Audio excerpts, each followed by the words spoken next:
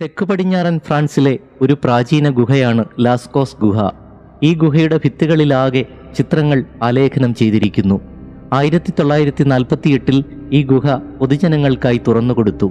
ചരിത്രാതീത കാലത്തെ ഗുഹാചിത്രങ്ങളുടെ വലിയൊരു ശേഖരമാണ് ഈ ഗുഹ. 600ഓളം ചിത്രങ്ങൾ, കൂടുതലും മൃഗങ്ങളുടെ ചിത്രങ്ങൾ. ആ കാലഘട്ടത്തിൽ ജീവിച്ചിരുന്ന മനുഷ്യരുടെ കലാവൈഭവം അടയാളപ്പെടുത്തുന്ന ഗുഹാചിത്രങ്ങൾ.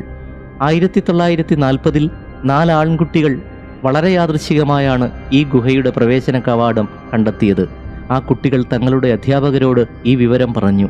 അങ്ങനെയാണ് ഈ ഗുഹ സന്ദർശകർക്കായി തുറന്നു കൊടുത്തത്. അതിപുരാതന മനുഷ്യർ കല്ലുകളിൽ തങ്ങളുടെ ജീവിതം വരച്ചു വെച്ചു. യുനെസ്കോയുടെ ലോക പൈതൃക സ്ഥലമായി ഈ ഗുഹയെ ഉൾപ്പെടുത്തിയിരിക്കുന്നു.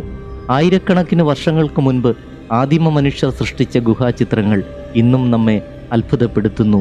ഈ ഗുഹാചിത്ര കലാവിസ്മയം